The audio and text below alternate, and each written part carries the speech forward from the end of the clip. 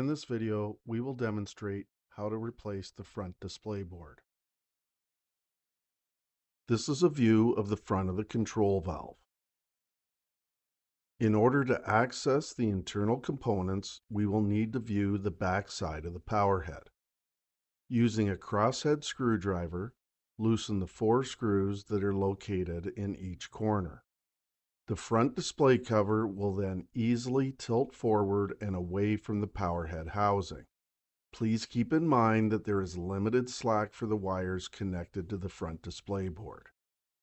Then carefully wiggle and detach each of the multi-pin connectors away from the front display board.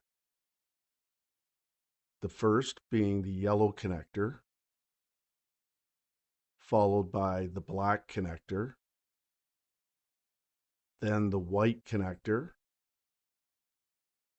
then the red connector, then the 2 blue connectors,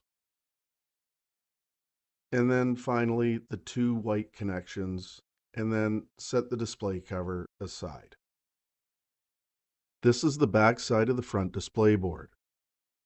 Using a crosshead screwdriver, loosen the 4 screws that are located in each corner of the display board. Then lift up and remove the board. Notice the 4 springs on the display board, and then ensure that they are aligned with the 4 holes on the front display cover when placing the replacement board into position. Then thread the 4 screws back into place.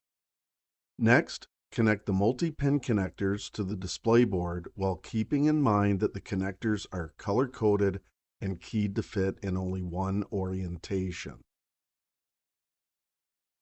Then reposition the front cover back into place, and while holding the front cover in position, use the crosshead screwdriver to tighten the 4 screws back into place.